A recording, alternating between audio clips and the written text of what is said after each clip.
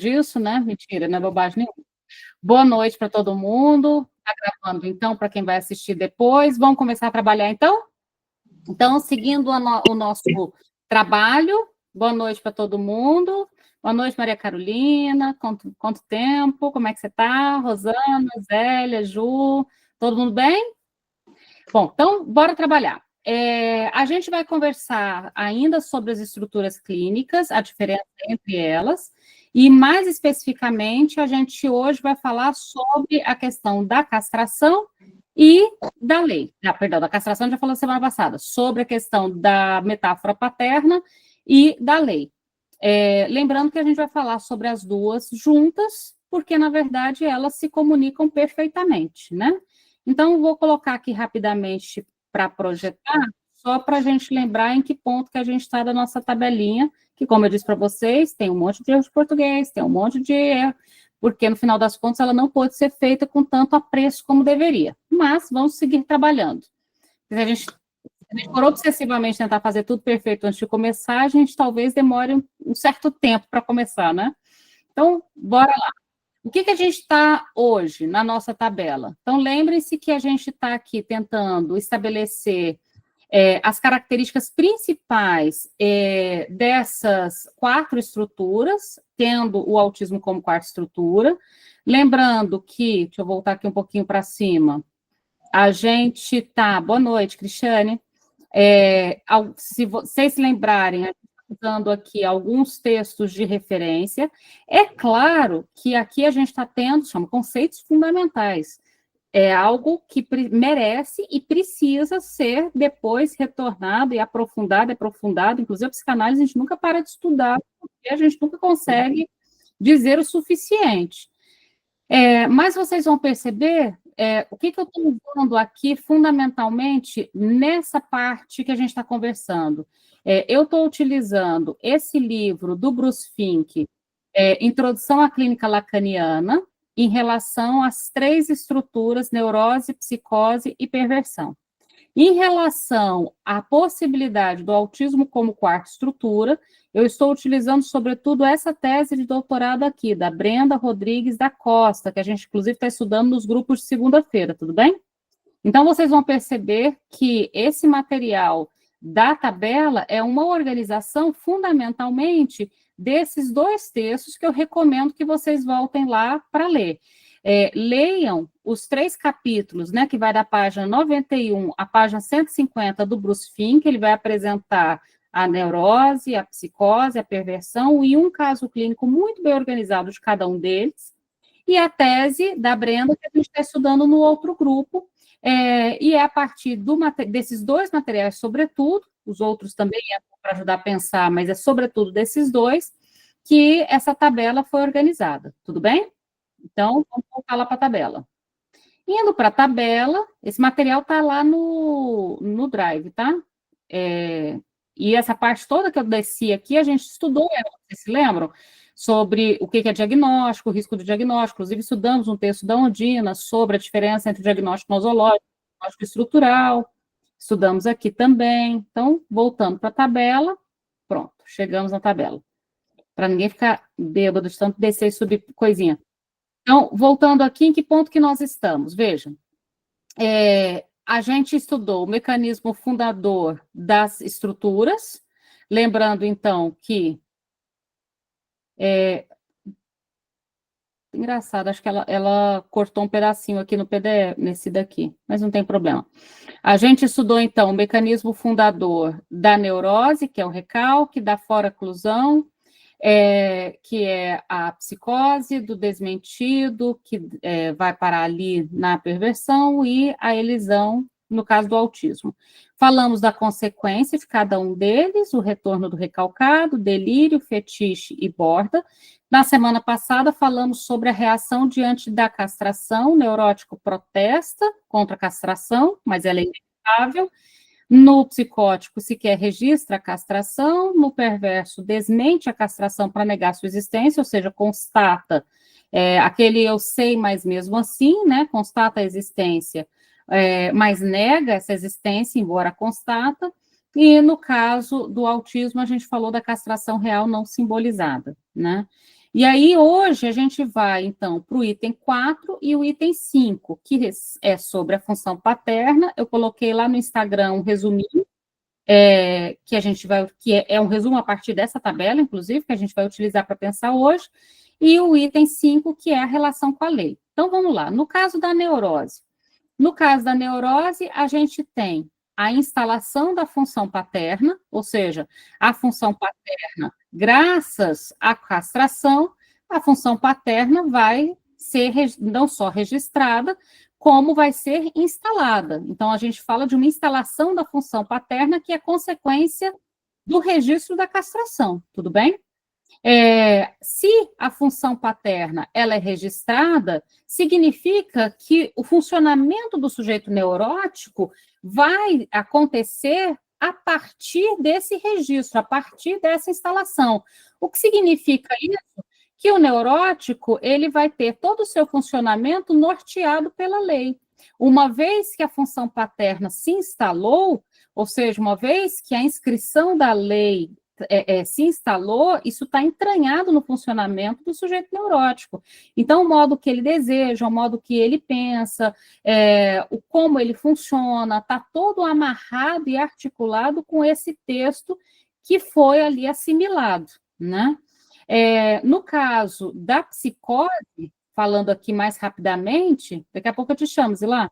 Então, pegando aqui mais rapidamente no caso da psicose, se eu tenho a instalação da função paterna no neurose, por causa da castração que foi não só registrada, como eu protesto, e lembre-se que quando você protesta contra, significa que você constata que coisa aconteceu, afinal, se ela não tivesse acontecido, por que diabos eu protestaria, né? No caso da psicose, a castração não é sequer registrada, logo há um fracasso da função paterna, um fracasso da metáfora paterna, há um fracasso, então, na inscrição do nome do pai. Há um fracasso na inscrição do nome do pai, uma vez que a castração não foi registrada. A função paterna é consequência da castração. Se a castração não foi registrada, como a função paterna vai acontecer? Ela fracassa. No caso da perversão, se eu tenho um desmentido da castração, isso nos dá notícia, então, que a função paterna é insuficiente. Entende por que é insuficiente? Porque a castração, ela dá notícia da sua existência e o sujeito perverso nega essa existência. Se é possível negar a lei, constatar que a lei existe e negá-la, você dá notícias de que a lei, então, é insuficiente. É frágil, tanto insuficiente quanto frágil, que é possível, então, negar ou desmentir a existência da lei, a existência da função paterna, e, por consequência, a gente vai falar da lei. No caso do autismo, veja, a gente tem a recusa da função paterna, mas eu queria que vocês se lembrassem que, por causa do mecanismo da elisão, a recusa não se dá nesse ponto da castração, lembra? A recusa se deu lá atrás, tanto que o Eric Lohan vai falar da forclusão puro, que é anterior à forclusão do nome do pai. Então, a elisão, se qualquer dúvida, volta lá no nosso encontro sobre elisão. A elisão é uma recusa no nível primário, ou seja, uma recusa bem anterior a essa ordem simbólica que está aqui, tanto que a gente fala de uma castração real não simbolizada. Se ela é bem anterior, é uma recusa, inclusive, que a gente fala que é uma recusa sensória. Por isso, inclusive, não há a troca dos objetos pulsionais, o olhar, a voz. Então, é uma recusa que afeta o sujeito na ordem sensória, bem anterior à linguagem, percebe? Então, quando a gente coloca essa recusa da função paterna, é importante vocês lembrarem que essa recusa não se dá nesse momento, ela já se deu lá atrás, ela só fica confirmada. Uma recusa que é anterior e que se confirma novamente aqui, que leva, portanto, a uma compreensão literal da lei.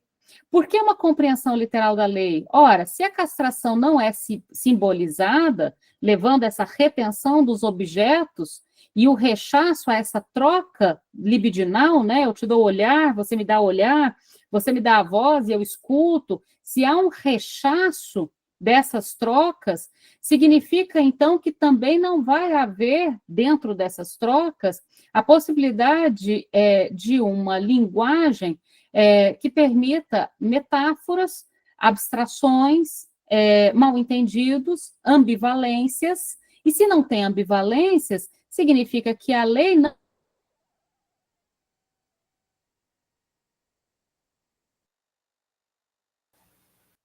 Travou para todo mundo? Para mim também. Travou para mim também. Para mim também.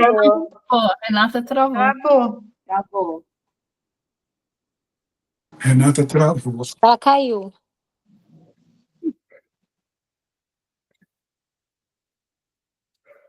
Aqui em Goiás a energia está acabando muito, né? Eu sou aqui de Goiânia.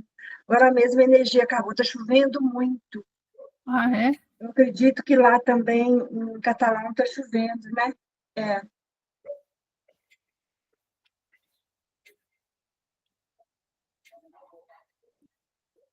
A chuva em São Paulo foi essa noite.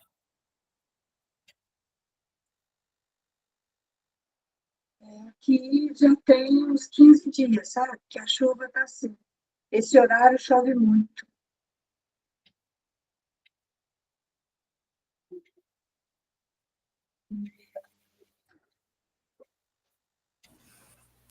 Eu dei um toquinho para ela aqui, que a gente faz supervisão em grupo com ela, eu dei um toquinho para ela aqui, tá? Já já acho que ela volta. Uhum.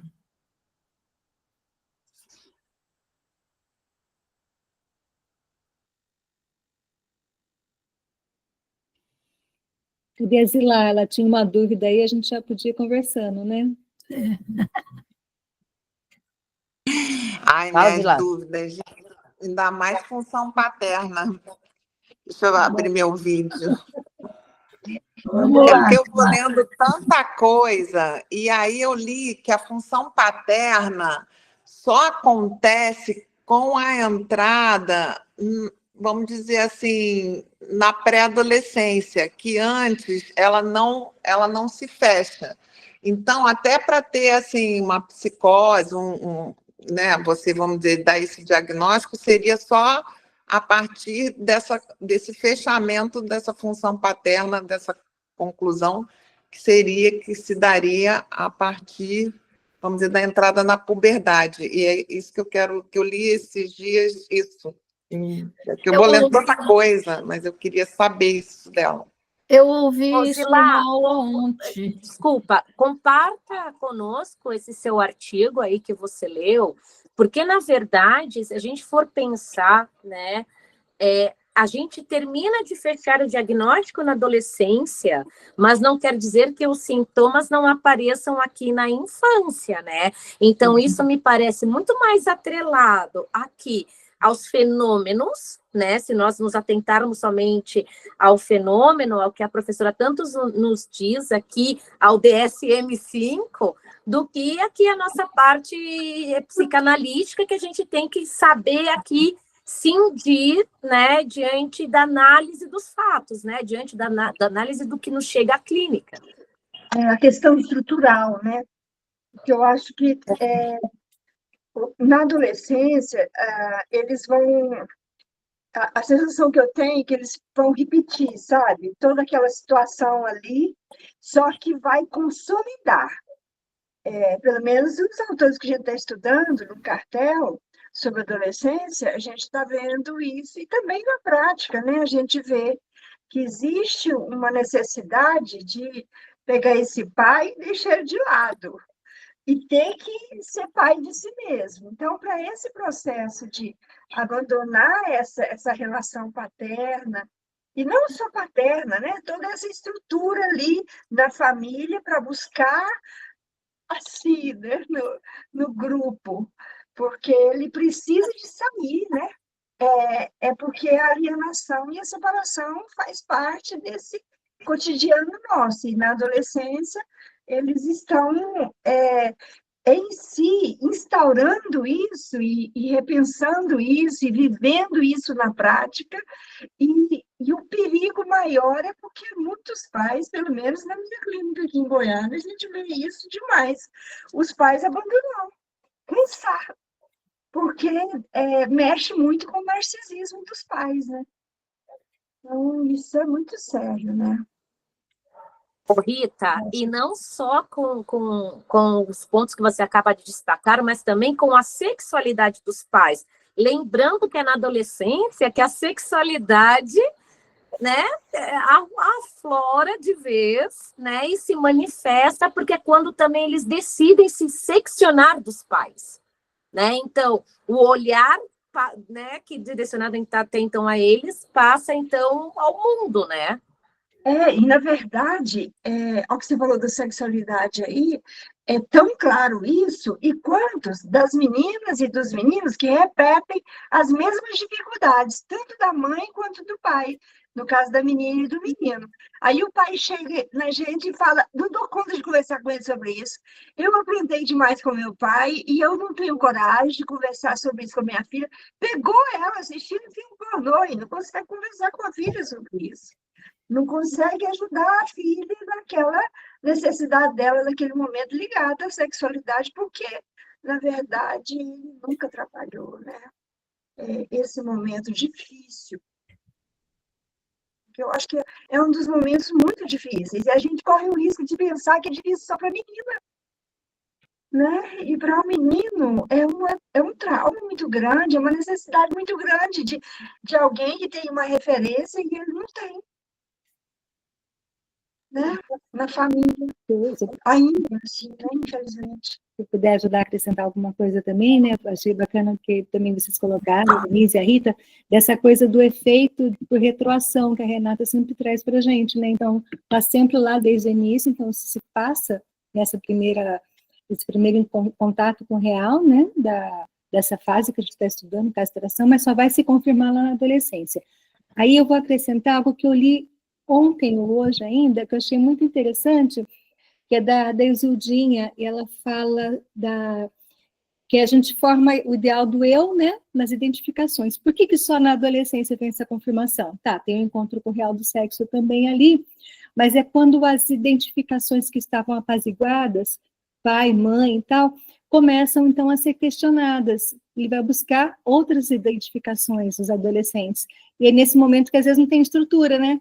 Falta a estrutura de base, e aí pode, então, surgir a crise, tal, desencadear crises de psicose e tudo mais, né?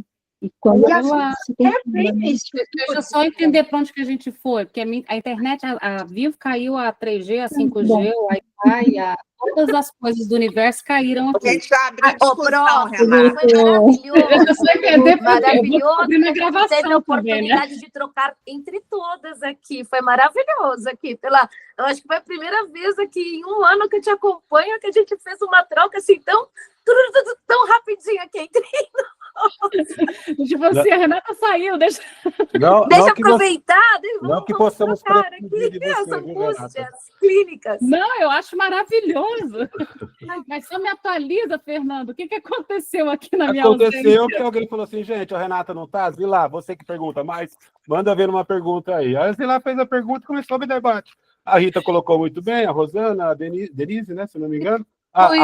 A El que ainda está com a mão levantada, pelo menos está. Não, a El que já baixou. A El que já baixou a mão. Que a chance de dar um surtinho psicótico na adolescência é bastante grande, né? Bastante grande. Mais comum. E qual que tinha sido a pergunta da Zilá que introduziu tudo Fala, isso? Zilá. Com possibilidade de chuva. Não, é que eu falei que eu li em algum lugar essa semana, vou lendo várias coisas, mas que a função paterna ela só se concluía, vamos dizer assim, né? Como está aí nesse quadro que você postou, na entrada da puberdade. Então, que a gente não poderia fechar um quadro, vamos dizer, de psicose antes dessa metáfora totalmente, vamos dizer, formada, fechada, essa função já, vamos dizer, concluída, vamos dizer assim. Então... Embora a gente pode falar das psicoses infantis, né? Aquela tese de doutorado, deixa eu achar ela aqui. Não acho ela agora, não. Tem uma tese de doutorado da Barroso, tá? Ela vende pela Script. Mas a tese mesmo está disponível no Drive também. Aquela tese de doutorado, As Psicoses da Infância, o Corpo sem a Ajuda do Discurso Estabelecido, da Suzana Barroso, Vocês podem comprar pela Scripton, a editora de BH. Nela vai falar, né, Zilá, sobre as psicoses da infância, mas percebe que as psicoses da infância, elas têm características específicas e diferentes das psicoses da idade adulta, inclusive em relação ao desencadeamento, né? São psicoses não desencadeadas, são psicoses que você não vai ter ali a presença de alucinação e delírio como marcação delas. Vão ter outras marcações. Essa tese vale muito a pena ler, é excelente. Mas aí, então, aí não entra a função paterna, né, nesse caso. A questão da função paterna, ela está ali, até porque a função paterna, ela participa do processo de alienação e separação. E o processo de alienação e separação acontece muito lá atrás. Entretanto, ele não vai acontecer só uma vez. Lembre-se que, primeiro, a alienação, uma vez que ela acontece, ela está lá, ou seja, não é que passou pela separação, você desaliena no sentido de que você sai da linguagem, você não vai perder o S1 que foi emprestado do grande outro na alienação. A gente vai estudar sobre alienação e separação nesse, mas também já estudamos nos outros dois grupos sobre alienação e separação. E no processo de separação, algo aparece ali também que já dá notícias disso que vai aparecer na metáfora paterna. Mas vamos voltar aqui rapidamente para as estruturas, por causa da questão do tempo. Mas a gente ainda vai voltar nesse ponto da alienação e separação, mas lembre-se, vão haver confirmações. Então, as neuroses na infância, as psicoses na infância, são manifestações diferentes do que vai acontecer na idade adulta. Inclusive as neuroses da infância, né, Zilá, a gente já conversou sobre isso, distinguir neurose obsessiva e histeria na infância, por exemplo, sem o precipitado fantasístico, sem o segundo despertar sexual, também tem as suas complicações. O Freud nos coloca em que ponto da infância cada uma dessas se manifestam, a fobia, a histeria, a neurose obsessiva, em momentos específicos ali da infância, né? Bom, mas a gente vai chegar nesse ponto. André, você tinha levantado a mão? Microfone, André. Boa noite, tá me ouvindo aí? Boa noite, estamos sim. Não, só para agradecer, né, me apresentar, né, a primeira vez que estou dentro da sala. Eu sou o rapazinho do infarto que você falou logo de manhã cedo. A gente batemos um papo. Aí eu falei, eu vou entrar hoje na sala e conhecer o povo da psicanálise, né? O povo que está voltado com a sua mente em ajudar pessoas, né? Que é um processo, né? Para quem não me conhece, eu sou o André, né? Eu sou pastor, né? Sou terapeuta. Mas, André, você quer fazer uma pergunta sobre a tabela? Senão nosso tempo é bem corrido, senão a gente já volta aqui para... Não, é só para dizer que eu entrei hoje na sala de aula e estou muito feliz por poder estar aqui, né? Então, bem-vindo à teoria.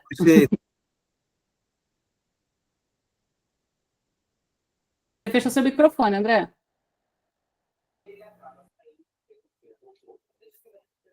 Bom, mas bem-vindo e bora voltar para a teoria, porque senão não dá tempo, tudo bem? Ok? Então, vamos voltar. Então, vamos lá. A gente está falando sobre a função paterna e a relação com a lei em relação às 4 estruturas. Então, vamos voltar em alguns pontos. Um dos pontos que a gente precisa voltar aqui tem a ver com o que é a função paterna, ok? Então, a função paterna, ela é de extrema importância. Agora, qual é a importância aí da função paterna? O que é a função paterna? A função paterna é, sobretudo, uma função simbólica. Se ela é uma função simbólica, essa vai ser a principal marca do que ela introduz nessa história, tudo bem? Ou seja, o que ela traz, né, para essa configuração tem a ver com o que é da ordem simbólica, que é fundamentalmente uma metáfora. Se a função paterna ela é uma função simbólica, um outro nome que a gente dá para a função paterna é a metáfora paterna, né? Dando uma clareza aí da ordem simbólica dela. Então, essa função, qual que é o principal objetivo dela? Impedir. E aí, Zilá, você vê como ela está lá na infância? Qual que é a primeira função da metáfora paterna? Impedir a relação fusional entre a mãe e a criança, né? Que essa relação se estenda. Então, ela acontece ainda num ponto muito jovem da infância, né? Muito lá no início da infância. Mesmo porque se a criança e a mãe mantêm-se numa relação fusional, numa relação dual, fusional, dual é a mesma conversa, entende? Isso, tirar da boca do jacaré, como Lacan diz. Essa relação dual, essa relação fusional, é uma relação que só tem dois. Se não cabe um terceiro, como é que vai caber a linguagem? Lembra que a linguagem é um terceiro? Nessa relação dual, a criança não teria porquê para falar e não teria para quem falar. Então, é fundamental que um terceiro elemento entre. E esse terceiro elemento que entra, a gente chama de função paterna. Então, outro nome de eu dar para a função paterna é terceiro elemento, né? Então, nós temos a mãe, nós temos a criança, e nós temos um terceiro elemento que é o pai. Lembrando pela milésima vez, mãe não tem nada a ver com ser mulher, pai não tem nada a ver com ser homem, e nem pai nem mãe tem nada a ver com quem pariu ou quem doou esperma, tá claro? É possível, então, a função paterna e materna com duas mulheres? Perfeitamente. Com dois homens? Perfeitamente. Tá claro? Eu repito isso sempre, para deixar sempre muito claro que são funções. Se são funções, ela pode se repousar em diferentes corpos, tá claro? Podem se repousar em corpos cis, podem se repousar em corpos trans, podem repousar num corpo masculino, num corpo feminino, e corpo masculino cis, corpo masculino trans, tudo bem? Então, e até instituição também, né, Renata? Instituição também. Até instituição também. Uma instituição. Isso, ótima lembrança. Sim, até porque, né, Zilá, a gente tem crianças que vão ser institucionalizadas, né, por N motivos, né, não vai ser a primeira nem a última época em que elas estarão lá, as instituições também fazem essa função. Então, se é uma função, ela pode repousar de vários modos, né, mas é importante que ela aconteça, tudo bem? Bom, então, o que é a função paterna? É uma função simbólica para impedir que a criança fique no mundo no 2 a 2, né? No 1 a 1, digamos assim, nessa relação dual. Então, a gente também diz que o pai, ou a função paterna, ou o nome do pai, ou a metáfora paterna, protege, né, o filho, né, do desejo da mãe, se colocando ali entre a criança e a mãe. Tudo bem? Entre a mãe e a criança e a mãe. Então, a função paterna, ela faz um lastro simbólico, ou ainda uma ancoragem simbólica.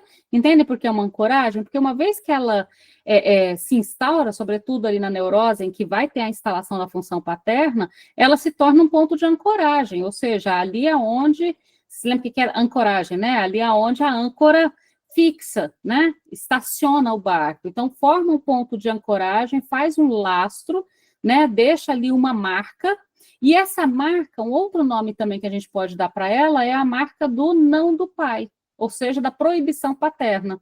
Inclusive, em francês, nome do pai, né? Nome de père, ficou como não do pai também, como o som aí parecido. Então, a gente até brinca, né? O sim da mãe e o não do pai, né?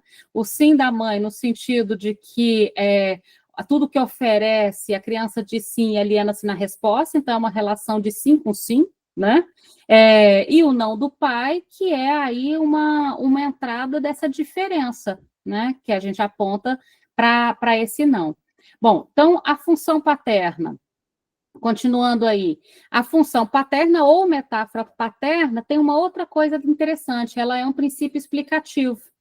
Como assim um princípio explicativo? Será que a criança perceberia que ela ama a mãe e é amada pela mãe se não houvesse um terceiro que introduz esse texto? Olha que interessante.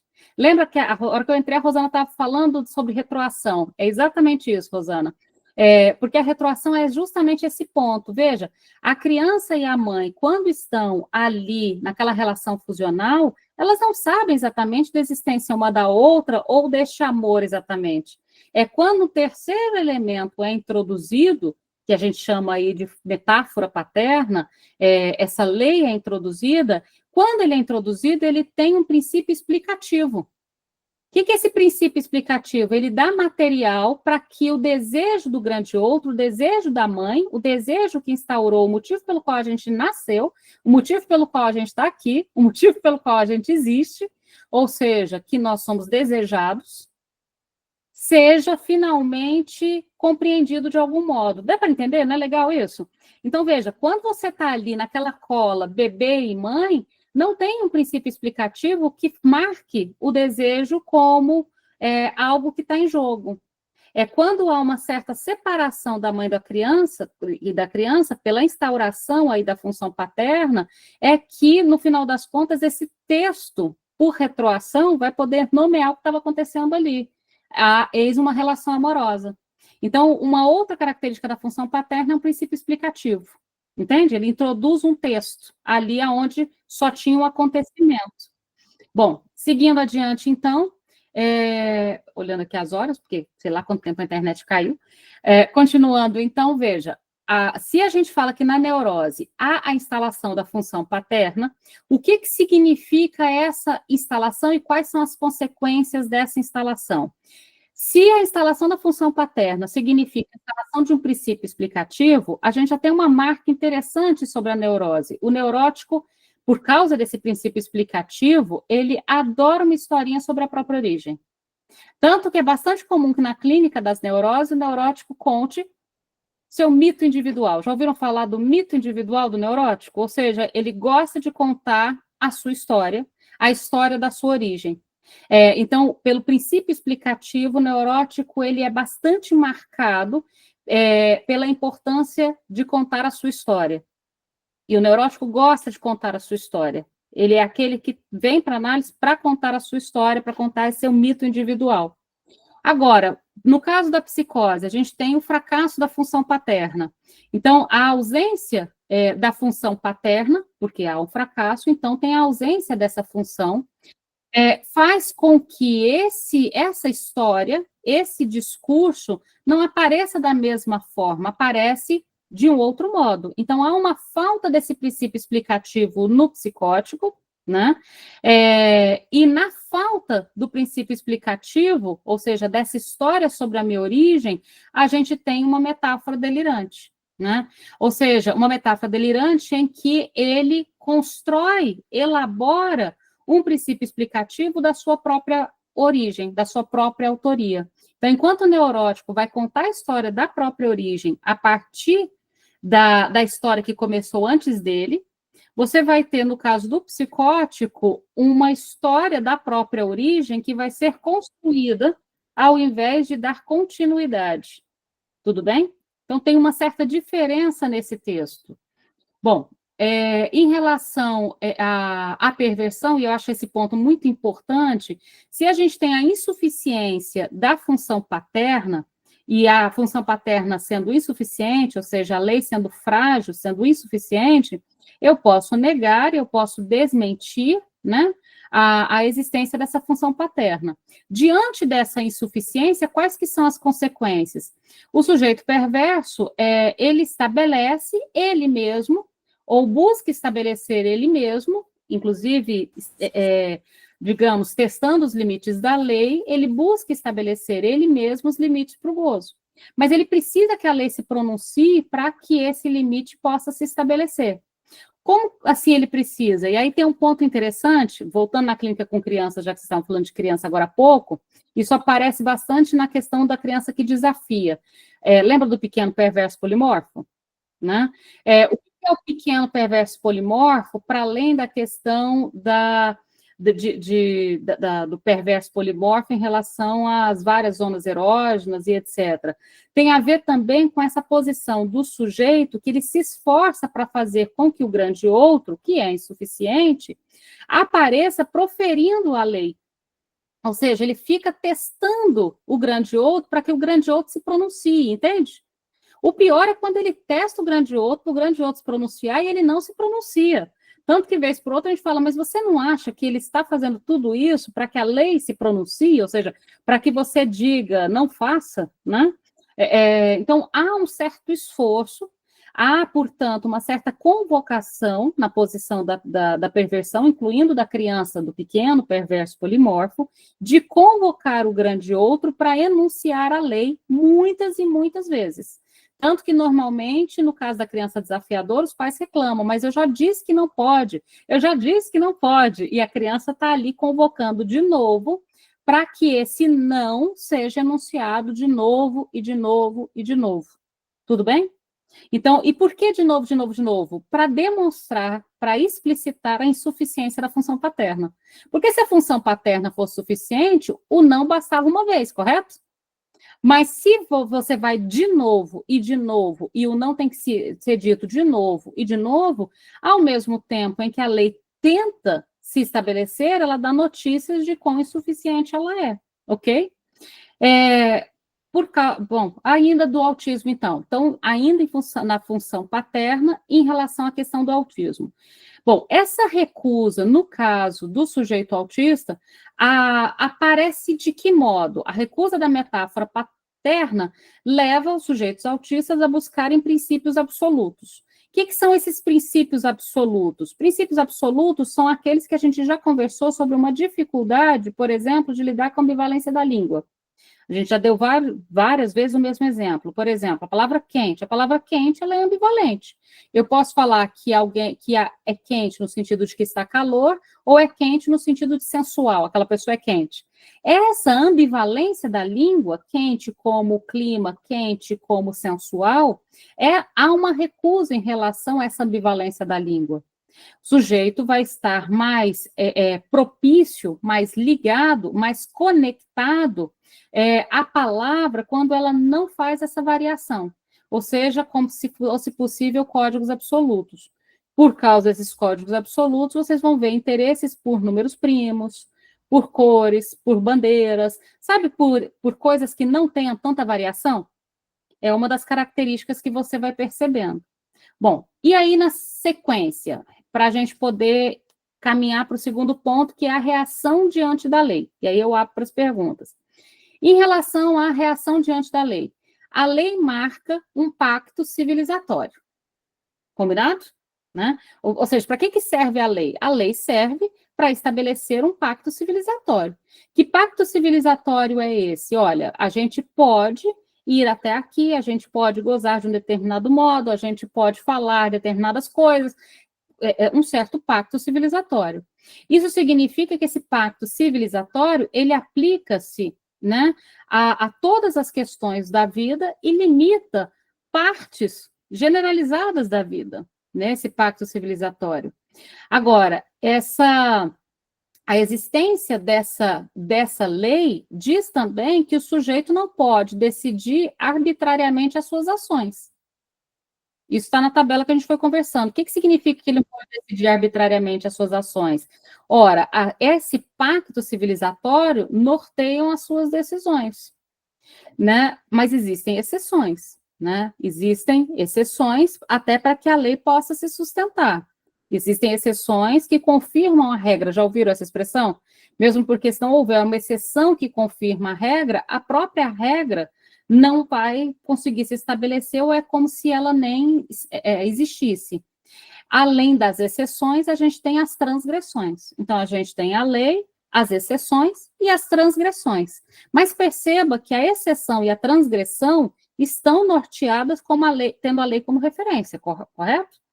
Eu só sei que uma coisa é transgressão tendo a lei como referência. Eu só sei que algo é exceção tendo a lei como referência. Então, a lei continua sendo uma referência. Para quem, sobretudo? Para o neurótico. Então, o neurótico, ele tem a lei como uma referência tal que até os seus desejos são norteados pela lei. O que significa que, agora, o desejo ele é norteado pela lei, então significa que eu não desejo nada que ultrapassa o limite da lei? Não, de modo algum. O desejo, ele ultrapassa o limite da lei. No desejo, na fantasia. Não significa que vai ser realizado, mas o desejo, ele ultrapassa esse limite.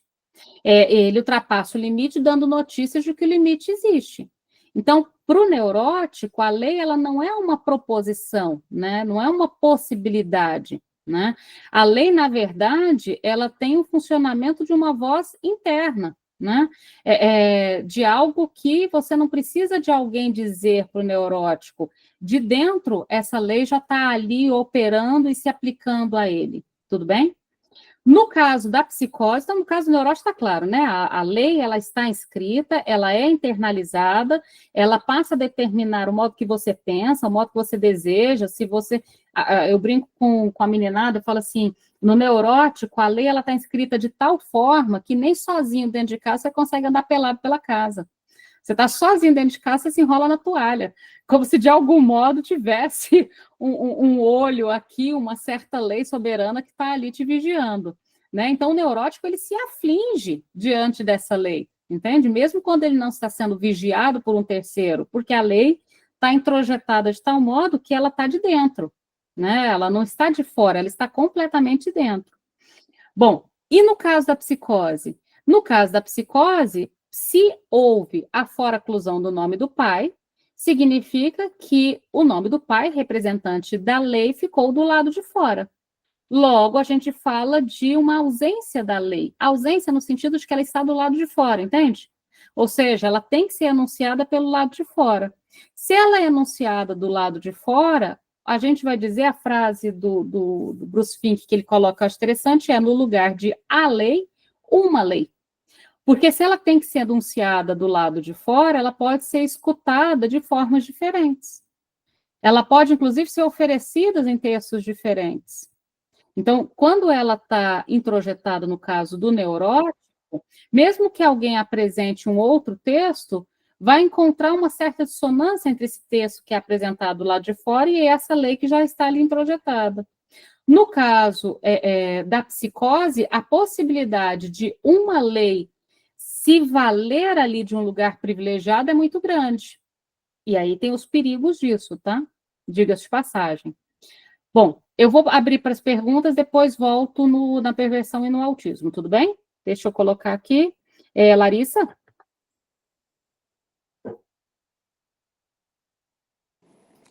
Desculpa. Renata, duas coisas. Uma, eu queria entender um pouco a mãe e o grande outro. Não sei, me parece que fica muito mesclado, parece que as duas coisas ao mesmo tempo. A mãe é o grande outro e o outro, mas não é ao mesmo tempo. Isso, não sei, fica um pouco confuso na medida que essa metáfora paterna, vem exatamente fazer essa separação. Então, Larissa, a pergunta é ótima, porque assim, ninguém, o grande outro, ninguém tem lugar cativo lá, né? Então, a mãe, ela ocupa o lugar de grande outro primordial, mas ela não estará para sempre no lugar desse grande outro, desse outro com maiúscula. Quando a mãe, ela falha, e ainda bem ela falha, não tomem a falha como um problema, tá? Ou seja, quando a criança chama e a mãe não vem, ainda bem, diga de passagem, quando a mãe cansa e entrega a criança para outra pessoa cuidar, ainda bem também, diga de passagem, tudo isso é bom, entende? A criança vai ter notícias, Larissa, de que o grande outro é faltoso. E dentro dessa notícia de que o grande outro é faltoso, de que, na verdade, o grande outro é um sujeito. E aí esse lugar do grande outro não fica estacionado só na mãe. Por isso que a gente diz que ela é o grande outro primordial. Como assim? Ela é o primeiro. Mas depois dela, vem outros. Esse lugar do grande outro, esse lugar desse outro com maiúsculo, que a gente pode interpretar como o lugar da linguagem, da cultura, da lei, entende? É esse ponto civilizatório. Esse lugar vai repousar em outros lugares, por exemplo, sobre o pai. Nesse campo da metáfora paterna, o pai passa a ocupar o lugar de grande outro que outrora era ali da mãe, né? E o pai vai ficar para sempre nesse lugar? Não, também não. Não tem lugar cativo, entende? Esse grande outro vai migrar para as instituições, por exemplo, para o Código Civil, para o Código Penal. Então, o grande outro, ele não é uma pessoa, entende? Ele é um certo exercício de um lugar. não, porque quando você fala que a metáfora paterna vem impedir essa fusionalidade, essa fusão, isso é que acaba confundindo um pouco esse lugar do grande outro, porque a criança ela está fusionada também com a linguagem, também com esse impedimento ou é mais a função materna mesmo?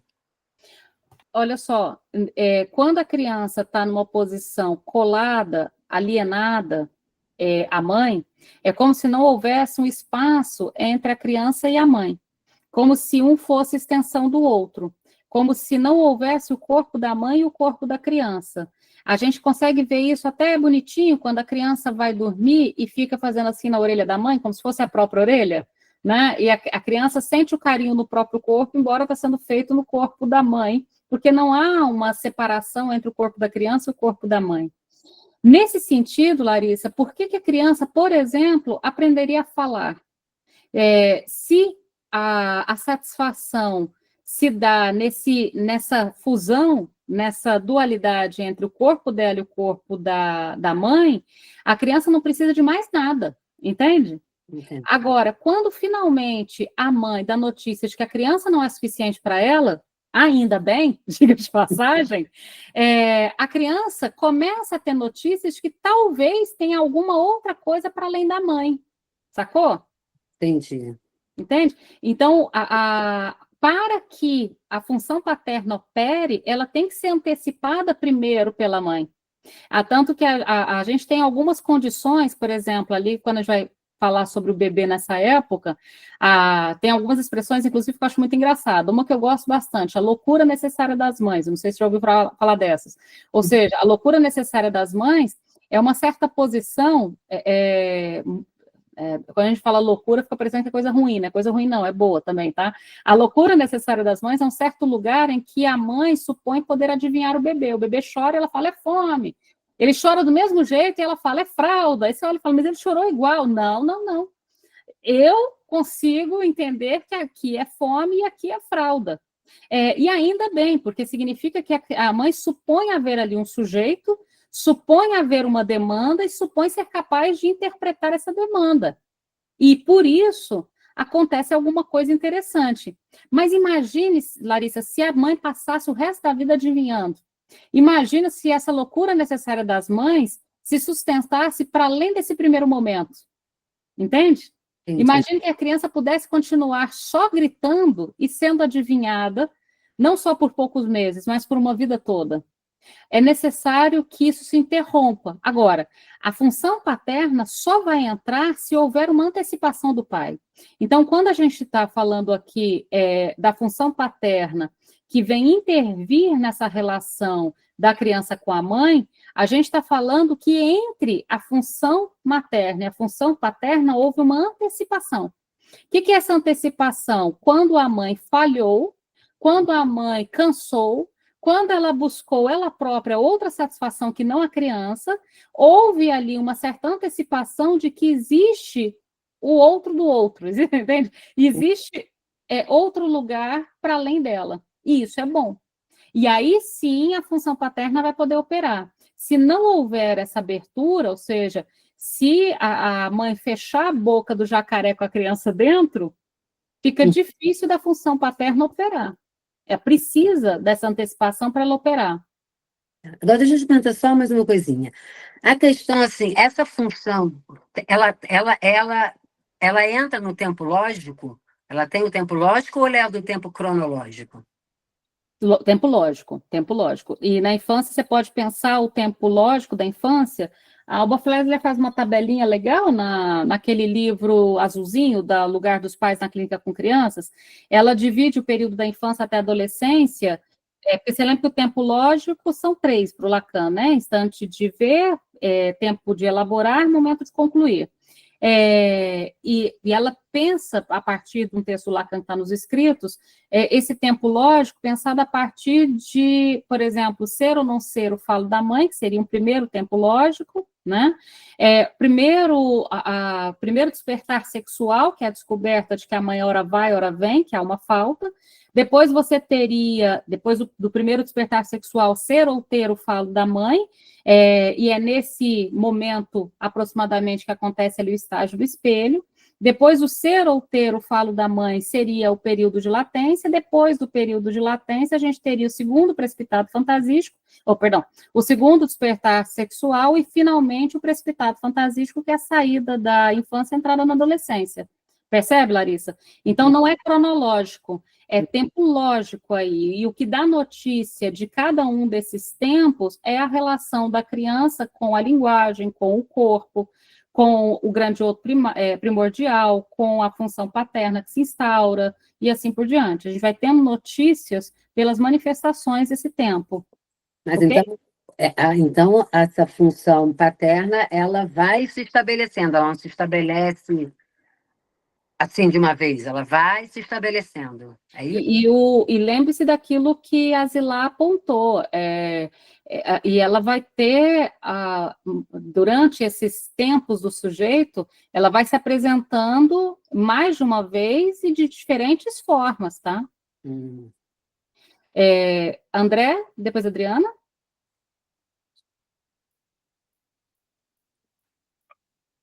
André tá aí?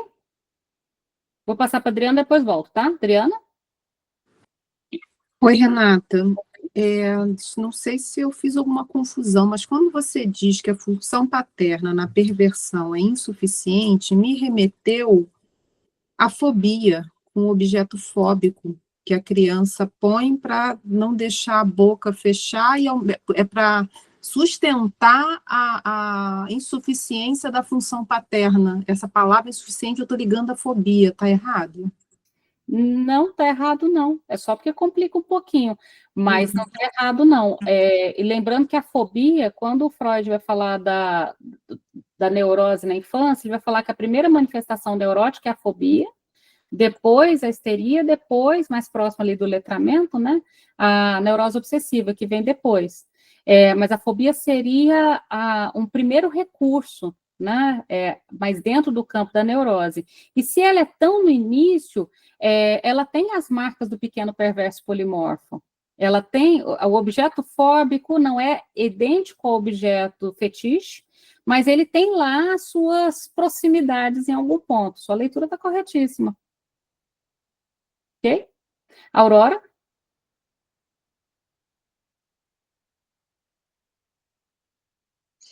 Oi, abri aqui o áudio. Oi. Tudo bem, Renata?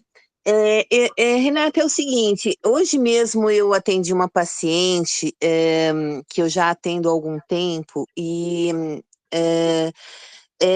eu penso que seja de uma estrutura histérica, né, neurótica. Porém, ela hoje trouxe uma questão que ela já vinha apresentando de uma desorganização em termos de, ela teve um filho, tem um filho de agora mais ou menos 1 ano e meio, e é como se ela esticasse um pouco essa coisa da lei, esticasse acho que não é a palavra certa, ela burla um pouco essa coisa da lei, então ela leva na escolinha, teria que levar às 9, mas a escolinha é flexível, então ela acaba levando quando dá, ou quando ela consegue, então de 9 passa para meio-dia, às vezes ela traz as contas para pagar, né? Ela não paga no dia certo e tem que pagar com multa, então ela tem toda não sei se eu diria um gozo em relação a não obedecer essa lei, apesar de estar numa estrutura, de ser de uma estrutura histérica, neurótica, né? Como que eu poderia analisar isso? Dentro da neurose também pode haver essa burlar a lei, vamos dizer assim, ter dificuldade em Aurora, lidar com a lei? não me pareceu burlar a lei, me pareceu aquela coisa do neurótico mesmo com o tempo. Protelar todo protelável, né? Me pareceu mais uma relação do neurótico com o tempo do que com a lei. A lei me parece que está bastante preservada no que você apontou. Ela não vai deixar de pagar a conta, ela só vai atrasar o pagamento e pagar a multa. Inclusive, o neurótico adora pagar a multa. Se tem uma coisa que neurótico gosta é de se endividar, de pagar a multa, de ficar devendo, mas isso está dentro da neurose. Você pode ver que a conta continua na gaveta para ser paga, né? Não saiu de lá, percebe? Sim, então não seria, na verdade, não obedecer à lei, seria o que exatamente? O que você poderia me dizer? Pense a relação do sujeito neurótico em relação à questão. Nós todos, livres neuróticos, adoram pagar multa. A relação do neurótico, e aí é importante a gente pensar da neurose obsessiva e da histeria com a questão do prejuízo, da falta, de quem se cobra essa dívida. Mas no campo da neurose, a questão do prejuízo, da falta, da conta, é muito importante, é uma questão tanto da neurose obsessiva quanto da histeria. A diferença é de quem se cobra. Por exemplo, numa posição histérica, é bastante comum que o sujeito histérico se sinta em prejuízo porque alguém não lhe deu aquilo que era de direito dessa pessoa, receber. Então, é bastante comum que essa cobrança vá ligada a terceiros. Né? Fulano não me deu o amor que eu merecia receber, fulano não me deu o lugar que eu merecia estar, enfim, alguém não me deu alguma coisa que eu merecia receber. É uma queixa de um prejuízo, mas a conta é terceirizada. No caso da neurose obsessiva, também tem um prejuízo, também tem um medo danado em relação a esse prejuízo, mas a conta não é tanto colocada em um terceiro. A conta é muito comumente colocada em si mesmo. Eu deveria ter prestado mais atenção, eu não deveria ter confiado nessa pessoa, eu deveria ter calculado melhor essas coisas. Entende? Tem prejuízo, mas a conta ela é colocada em outro lugar. Mas só para a gente poder fechar por causa do tempo, porque a gente não está fazendo as distinções dentro da neurose das estruturas. Então, só para fechar, veja, a gente está falando, então, da lei. Vou projetar aqui esse pontinho, para a gente fechar nesse ponto aqui, ó. Então, vamos lá. A gente está aqui em relação à lei, né? Ou seja, qual a relação entre esse sujeito e a lei, a reação do sujeito de cada estrutura na lei. Então, a gente parou aqui no lugar de a lei, uma lei. No caso, então, da perversão, que a gente está falando dessa tentativa de respaldar a lei para estabelecer os limites do gozo, ou seja, tentar lutar para fazer o grande outro existir, e aí quando vocês pensarem nisso, tenta pensar na criança opositiva, desafiadora, é muito visível. Inclusive, tem um filme muito bom sobre o assunto que chama Crasher, como é que chama?